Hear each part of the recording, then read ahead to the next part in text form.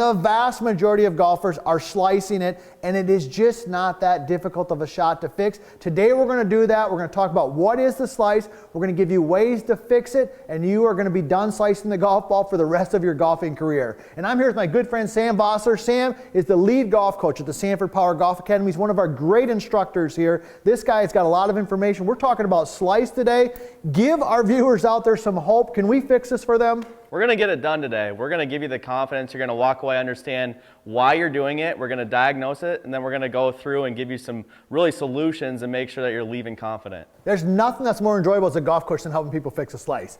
When we have somebody walk through the doors and they're slicing it, I'm thinking, yes, this is perfect. This is exactly what we were made for because we can fix it quickly. Now, if you haven't already, be sure to subscribe to our channel. Be sure to ring the bell so you get the notifications and leave comments. If you're slicing the golf ball, put it in there and let us know, and we'll try to help you out. We're here to help you at the Sanford Power Golf Academy and at US Golf TV to help you play better golf, specifically today on the slice. So let's dive right into this, Coach. Let's tell our viewers, first of all, we've got to cover some bases here. You got to hang with us because at the end we're going to talk about some specific drills and some bonus stuff. If you're slicing your long irons, you want to stick around. We got a couple great drills for that. But let's talk about the slice. Let's first of all define the problem, and then we're going to talk about fixing it. What is a slice? So the golf ball curves. So at the end of the day, we'd all love to hit it straight. Some of us do, but most of us have either a right curve or a left curve. So what a slice is, the ball ends up going right and it continues right. And so that would be the definition. Obviously the opposite, what we're trying to do for most golfers would be a draw, so the opposite. So first defining it and understanding what it is going to give us a little bit more of a feedback tool, so then we can dive into what are some of the causes actually of what's happening. So how would you define, because some people watching this right now might be thinking, what's the difference between a slice and a fade? Like, how can they tell, like, oh, because some people like, because there's a lot of great golfers who hit a fade. Yeah. I mean, some of the best of all time, they don't hit slice, but they hit a fade. How do they know the difference between a slice and a fade? So a slice would be a very severe fade, in my opinion. Okay. So a fade is controlled. So I would say anything that's going from kind of your target line over maybe anywhere to 5 to 7 yards. Anything that is more drastic than that, usually we see someone slicing, it's going to be 15 yards, but something that's really peeling off, kind of a visual of a banana or something like that, that kind of gives someone a good idea of what a slice is. When I would say at this, if you're like when you're hitting your driver, we're going to talk about why do you slice your driver more than you do your irons. We're going to talk about that also. But like when you're hitting your driver, if you have to aim like if you're a right-handed golfer, you got to aim way in the left rough. That's a slice. Yeah. If you're aiming down the left center of the fairway and the ball's falling to the center of the fairway, that's a fade. You know, so I think it's basically has to pass the eye test. If it's moving big time, it's a slice. Also, one of the things I notice about a slice, Coach, sometimes we see is people, especially amateur golfers, when they slice it, it's almost like a low slice. I mean, those, you know, so anytime you got a lot of curve to the ball, then you're talking more of a slice versus something that's controlled. All right, so let's talk a little bit about, that's actually what it is.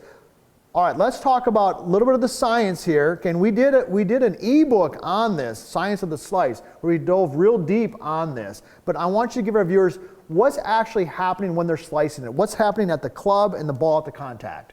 So there's two things that are really impacting where the ball goes, the initial direction and then the curve. So one thing is basically the face at impact. Where is that face at? It can be straight, it can be open, or it can be closed. So that would be one variable mixed with another variable, which is your path. Okay. So the golf club can work in different paths. It can, for simplicity, think of 3 different ones. It can work in to out. So if I'm working this way, it'd be out this way. We can work straight down the line, and we can work out to in, which would be across and left.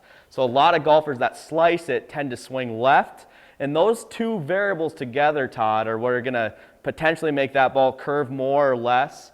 And so that's kind of the science behind it, kind of the physics.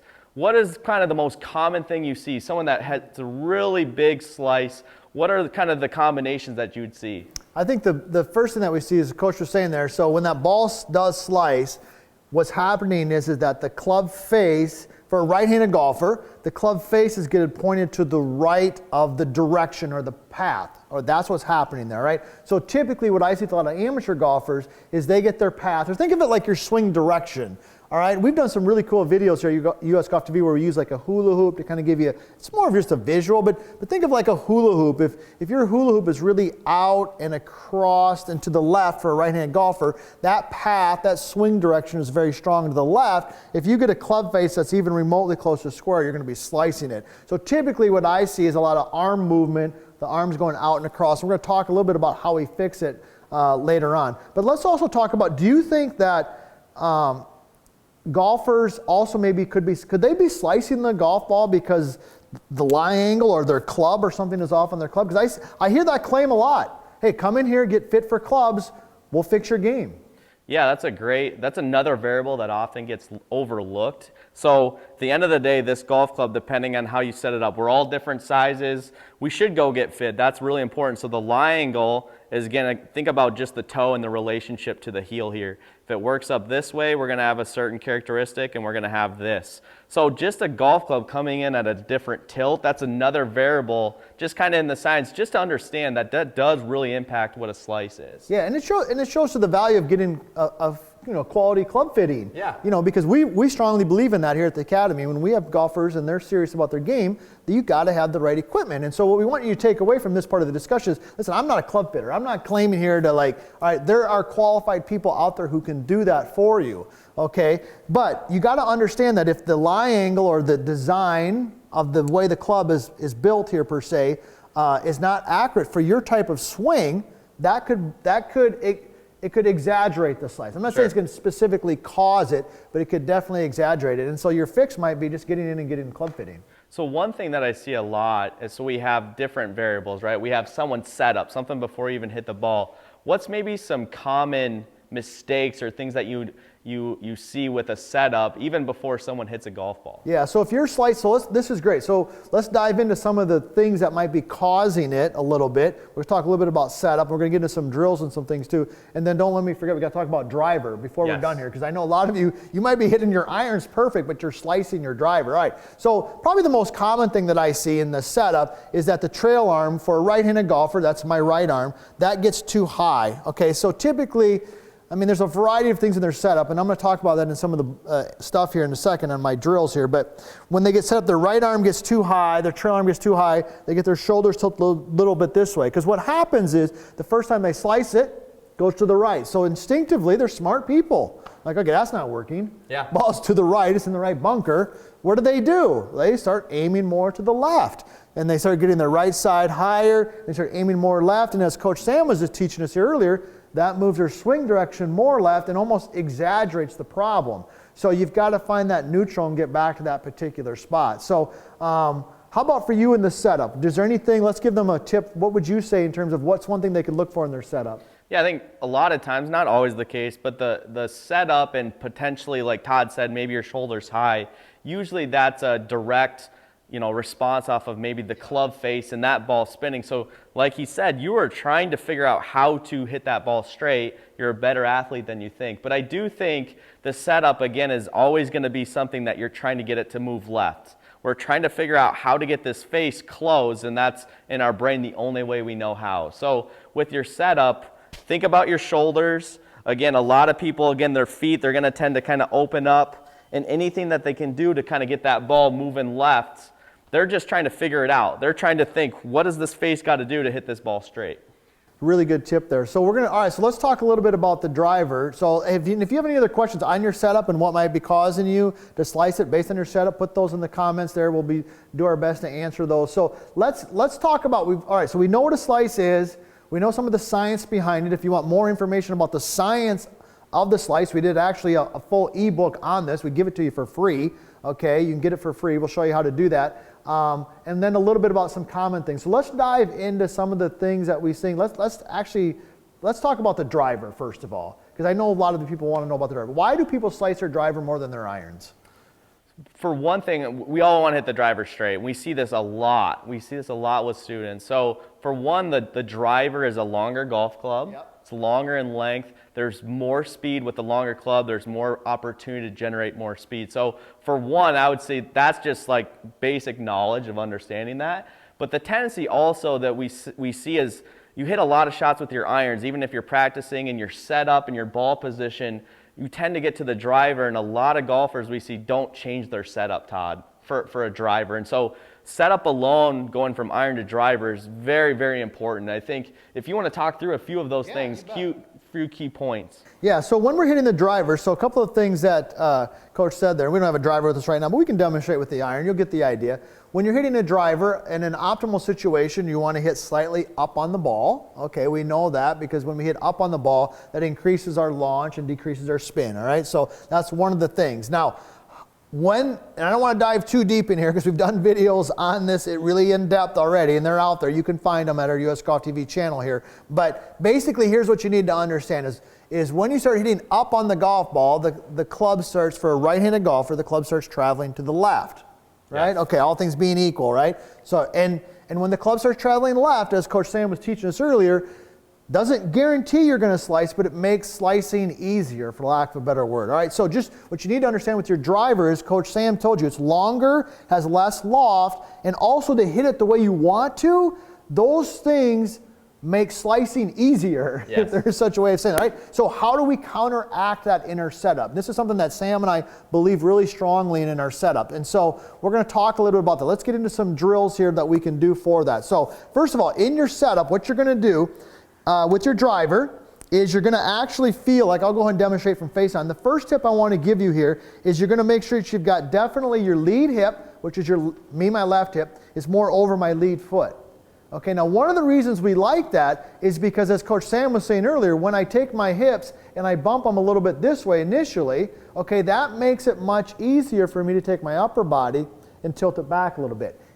In the reverse, if I was this way, okay, my upper body's got to counterbalance that, so it's going to sit this way. What do you think, Coach? Can I hit a draw from here? Doesn't look like it. It seems like it's really important to have the lower body to kind of set up the upper body. Is that what you're kind of getting at? Yeah, 100%. And I think that's where, if you look closely at a lot of golfers, you'll see, especially with their driver, because they know they want to hit up on it, they're bumped a little bit, okay, lead hip over lead foot, all right, then they're taking their upper body and they're tilting it back. So a simple way to do that is just take your club. I've got my iron here. Remind you now we're talking about the driver, kind of mimic down the center of my spine, and they just tilt it a little this way. And notice how the club kind of hits me in the lead leg. That's about the right amount of tilt, okay? And then the last tip I would give you is to make sure that your lead arm is higher than your trail arm. So from down the line, my lead arm right here is definitely a little higher than my trail arm. So the combination of the three, I'm bumping my hip a little bit, I'm taking my upper body and tilting it slightly,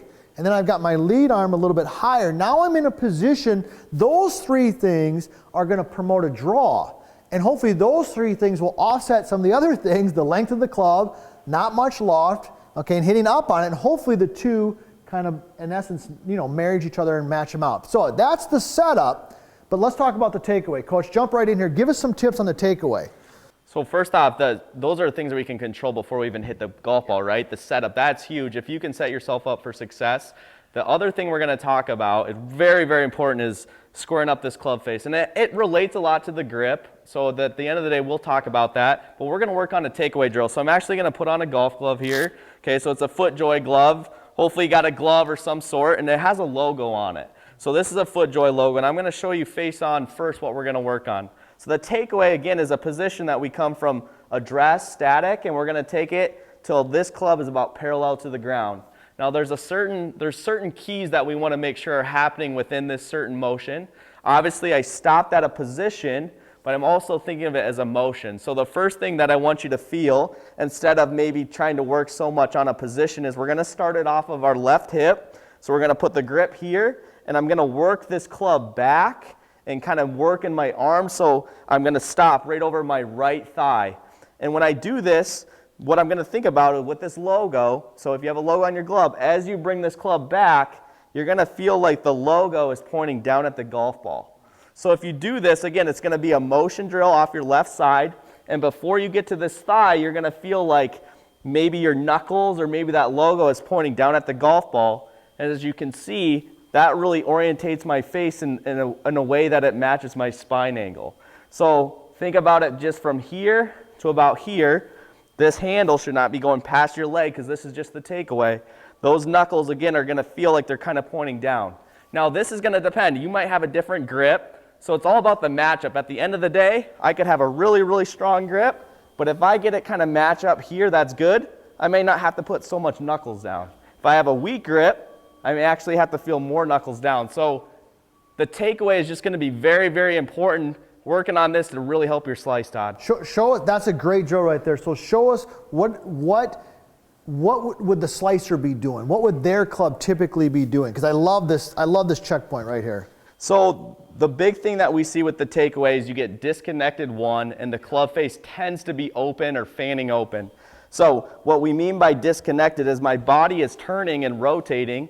This club is usually working in the opposite way, which would be away from me. So my arms are working this way, while my body's trying to turn this way. And that would be number one. So the first thing is seeing this club work this way while I'm turning. The second thing would be this face would kind of roll open. So think about my hand here. If I put the club here, I roll it open. That face now is pointing up to the sky. So that drill, again, working on the motion, staying connected. You can see this handle's kind of curving in. And then I'm going to feel like the logo is pointing down at the golf ball so I can get this club face in a good position. Okay, I got one other question for you here. Then I'm going to give you a drill that we can do to kind of tie this together. And then we're going to talk about what about if we're slicing our long irons. Coach has got some really good ideas on that. So earlier in our conversation, you remember we talked about the swing direction or the path, and we talked about the club face. In your opinion, as somebody who coaches every day for a living, when a regular amateur golfer walks in here and they're slicing it, do you find if you get their club face correct, that takes care of a lot of the problem? You hit it on the head there, Todd, because that's the key right there. Club face is king 99% of the time. If you can get the club face matched up here in the takeaway, we're not even talking at the top, that's going to put you in a position. This face is square, and usually what happens is a lot of golfers just tend to react pretty naturally. They start to feel that face square up. They don't have to manipulate it at the bottom. They start hitting it solid, and some of those other compromises in their golf swing start to kind of cure themselves. Yeah, 100%. And I would agree with that. I'm going to go ahead and switch spots here now so we can do shift in the next drill. But Coach gave you a real gem right there, getting some awareness where that club face is at. Now, the other instructors might feel differently. They might say, hey, you got to fix the path or the direction first, okay? And that's okay. Everybody has their own way of doing it. What we find here, especially for those out there, if you're not hitting hundreds and hundreds of balls every week, you got to get your club face squared up. If you get your club face squared up, you're probably going to maybe even hook a couple. Yeah. And that's okay, but you're going to start seeing progress. So really good tips. All right. So I'm going to show you one other tip we can do on the driving range to help us with our slicing. And then Coach Sam's going to talk about what about our long irons? What's unique about long irons? So this drill right here, this is one we've had for a long time. We call it the TV drill. And if you've watched some other stuff, you might have seen it already because this is a fantastic one. So let me go ahead and demonstrate it. We're going to talk about, once again, I like to do this drill with like a 7-iron. Okay. Oddly enough, this is one of the very few drills that at times we have people do with a driver. Sure. All right, so if you like to bash drivers, this is for you. But we're talking about this part of the club right here is what we call the butt end of the club. All right, this is going to be the reference point. And it's going to have a second reference point. I'm going to go ahead and just take this bucket right here, and I'm just going to set it to the side right there like so. So it could be a golf tee, it could be your golf bag, any object. Notice where it's positioned. It's just a little bit towards the right and away from me a little bit here. Now, what you're going to do is when you finish your swing, okay, 3/4 length swing, I want you to feel like the butt end of the club is pointed over here at the bucket. Okay, so if there was a line that went from the butt end of the club, right, like Coach is demonstrating there, thanks Coach, it would point right there at that bucket. Okay, so I'm going to go ahead and hit a shot, and I'm going to hold my finish. Okay, so now that butt end of the club is pointed right over there at the bucket. Now, if you're slicing the ball, you're probably, as Coach was telling you earlier too, you're probably swinging it a little bit to the left this way. So this drill will help you learn to release the club and kind of ties in to what we were talking earlier about that club face awareness. This is helping you understand how you actually release the club. And I'm just a firm believer that people don't go from slicing to straight. They go from slicing to hooking to straight. Your eye has got to see that ball turn over and hook a little bit before you start changing your aim and all that stuff. So anything to add to that, or should we dive into this last bonus tip here? Yeah, I think so again, when he has his handle or the butt end of the grip pointing out that way, essentially the path is working more out. So if you're listening earlier, kind of the physics behind it, we know the club face is important, but then also the path is really gonna affect the curve. Yeah, that's a good point. I hadn't even thought about that because I was thinking more club face rotation there. But you're right. If I get that point over there, the path has got to be coming more from the inside. That was a better drill than I even knew. Thank you for telling me that. No, this is a great drill. All right, so what about long irons? All right, dive right in. You got a great idea here for the long irons. So long irons, I know a lot of people struggle with long irons. I think the first thing is, there's such great technology these days that if you can get hybrids, if you have lower club head speed and you struggle to get the ball up in there with your long irons, go to hybrids. Hybrids are a great option. So I know that my dad actually just had that done. He's 65 and he's playing the best golf he's ever played. So he's starting to have a little more fun. So I think, again, technology is starting to allow us game improvement clubs. They're just easier to hit with the hybrids. Yeah, I mean, tour pros, you get the best players in the world. I got a hybrid in my bag, and not that I'm the best player in the world, but the tour pros you watch on TV, they got hybrids. So great advice. Why fight it? Buy a hybrid. The last thing, so as we get farther down, just like the driver, it's longer. The key would be maybe to choke down a little bit on it. So what that does, if you choke down on a golf club, I would recommend it for any golf club. It gives you more control. The closer that we can get to this club face, the more control we have over it. Sometimes those longer clubs just give us fits because it's just a longer arc in the golf swing.